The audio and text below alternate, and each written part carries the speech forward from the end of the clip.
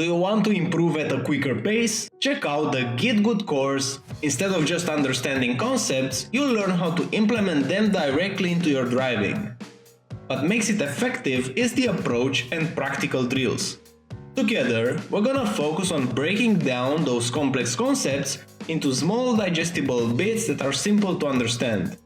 Everything from the course was tested and refined during the years in coaching sessions, so what I ended up with was the ones that I saw were the most effective. Let's elevate your racing skills together.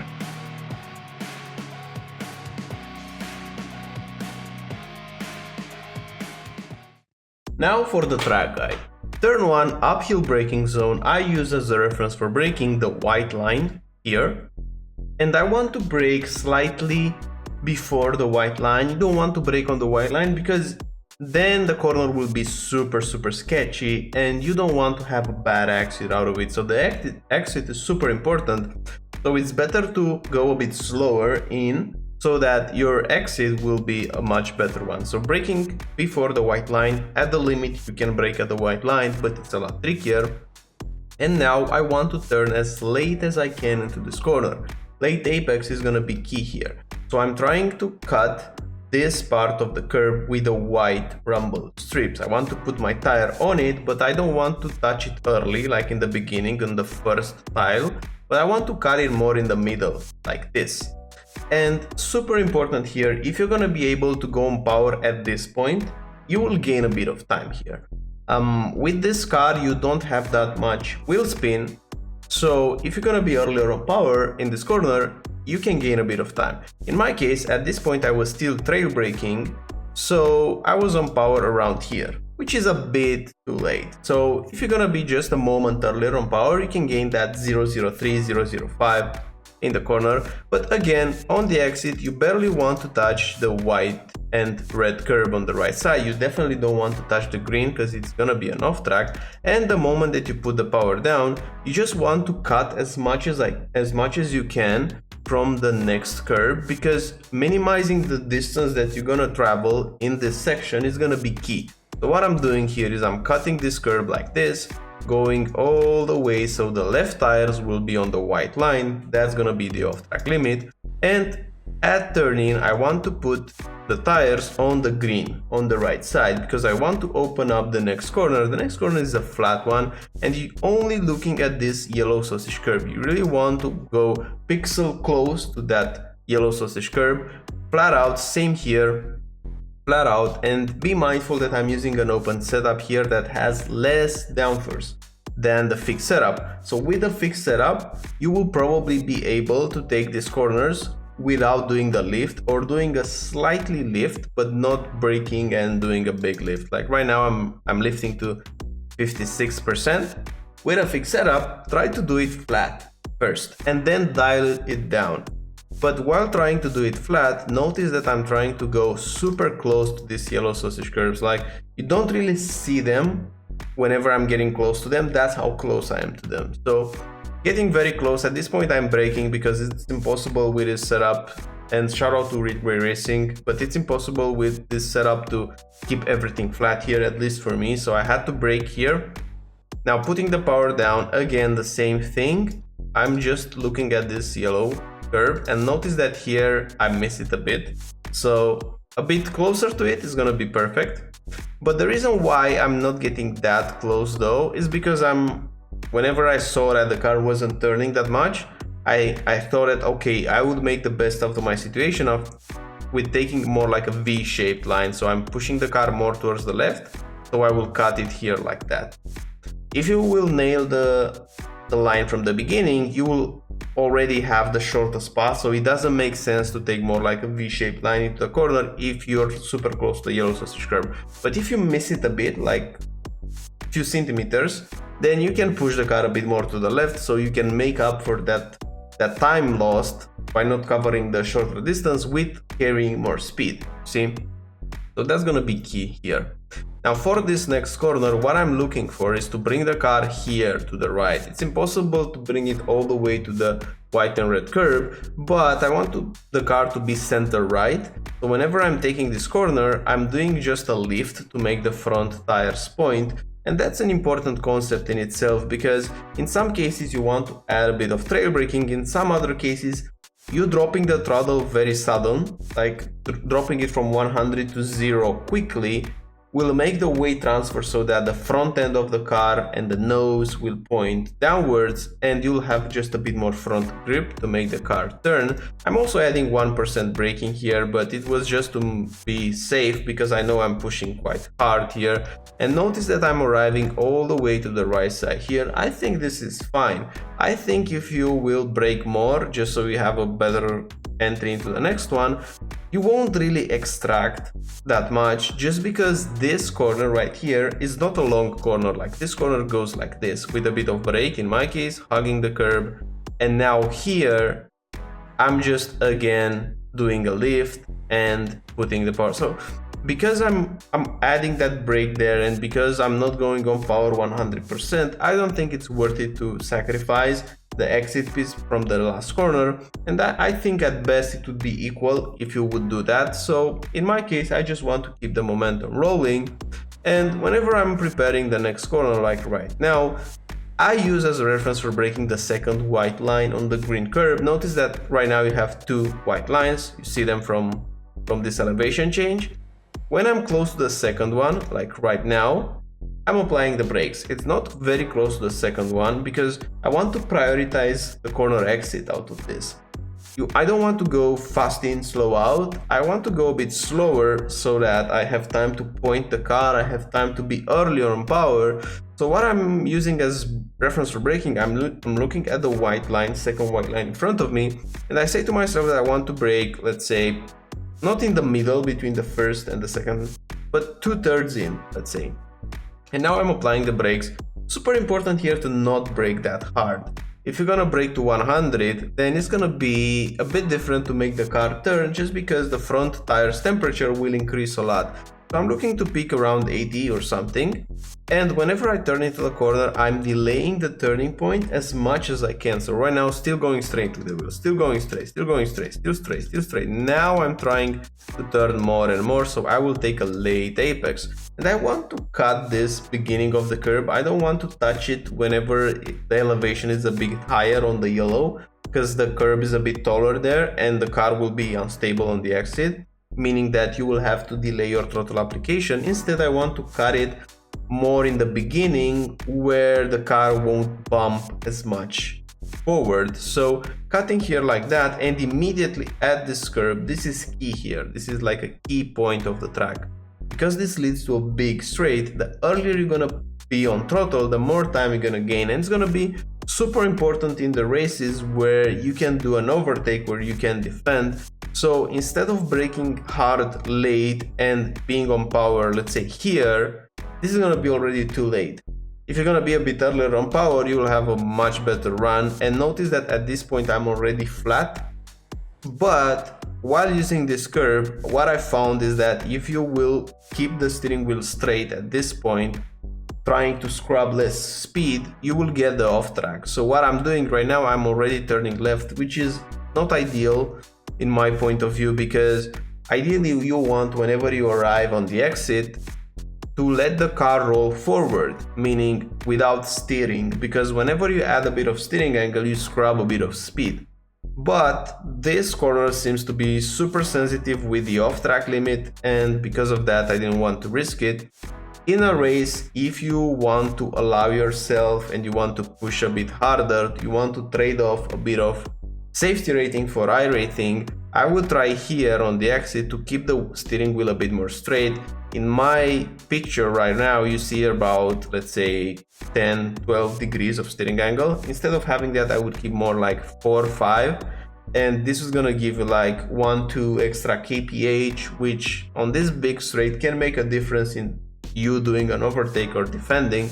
But keep this in mind, this is a very small detail, but I found it to be quite annoying on this track. The off-track limits are quite annoying overall, but it is what it is. You have to work around them. Now this corner right here was horrible for me. My reference for braking, I'm looking at the 100. After the 100, you will see a white line. This is the white line in front of the car. I want to brake at the white line. What happens though is that I brake past the white line. So I'm braking here.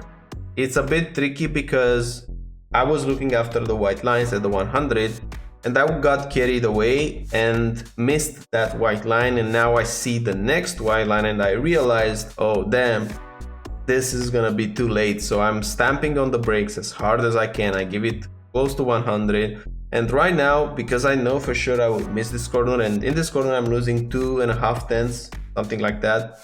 So this lap can be improved. It can go into 54s, but because of missing the braking reference, now I have to make the most out of it. And I thought it's gonna be a good example to include it in the Hotlap, just because I can walk you through what I'm doing here, since I could have lost a lot more than 2.5 tenths. I could have lost 4 tenths or so if I would try at this point to turn into the corner, because the inside left would instantly lock if I would do this. Instead, I recognize that I missed the braking point. I brake super hard and I'm trying to keep the steering wheel straight, 0 degrees, while doing this hard braking. And now what I'm trying to do is to turn super late into the corner so that the inside left won't lock up. So what I'm doing here is dropping the brakes, still turning, but barely turning, trying to keep as hard pressure as I can on the brakes with minimizing the steering angle, and whenever I'm committing more to do the turn, then I'm releasing more and more and more and more, and also I'm rotating the steering wheel more than it should. So I shouldn't go past 90 in this corner. Because I missed it, I go past the 90 but in lower trail braking percentages so that tires won't lock up. However, what I'm also doing, because I know that I will have just a bit more space because I'm covering from a wider angle, I'm going earlier on power. So right now I'm stamping the throttle like this and I'm using this track like that. With a normal line, I wouldn't be that aggressive on throttle, but because I missed it and I'm traveling a longer distance, I'm trying to make up for that. So ideally, this shouldn't happen. I'm walking through what I did to minimize it, but ideally what you want to do here is you want to cut. It's exactly like the previous corner before the big straight. You want to touch that curb on the left side, but you want to touch it late. The moment that you touch it, you go back on power and you can push it like that on the exit, but not that much. I think you pushing the right tires on the white and red curb is gonna be enough. Now this is where I really gained a lot of lap time compared to my previous lap, so my inputs here were quite good. Otherwise I would just redo the lap if this part would be with mistakes. So what you're gonna see next is gonna be quite a good sector for me. Now bring the car all the way to the left, hitting that white line. I want to feel barely kissing the red and white curb on the left side, and when turning into this corner in 4th gear, I want to cut very closely to this yellow sausage curb with trail braking around here. And if you're gonna trail brake too hard, meaning if you're gonna hold too much pressure, the car will start to be unstable because you're turning with a lot of steering angle while still braking, and you will find yourself oversteering here whenever you're putting the power down. You might not spin, but you will find the rear snapping. Instead, you want to find here the minimum brake pressure that you can use so that you won't have used a lot of the tire, so the temperature will be lower, so that you give here 100% throttle and the car would stay like this and it will rotate with the throttle. It's super important to try to give it 100%, maybe a small correction like you saw here, but then the car will stick. And really the flow of this section is like this: you go closer to the yellow sausage curb, then you push the car all the way to the left, almost, it's not really all the way, it's almost to the left. and then when you turn, you keep 100%. Because you have that throttle applied, the rear will start to gain a slip angle and the rear will start to turn because of the throttle application. So you're rotating the car with the trailer, but in this early stage with the throttle as well. And now the car will feel stable. You will cut this curve like this.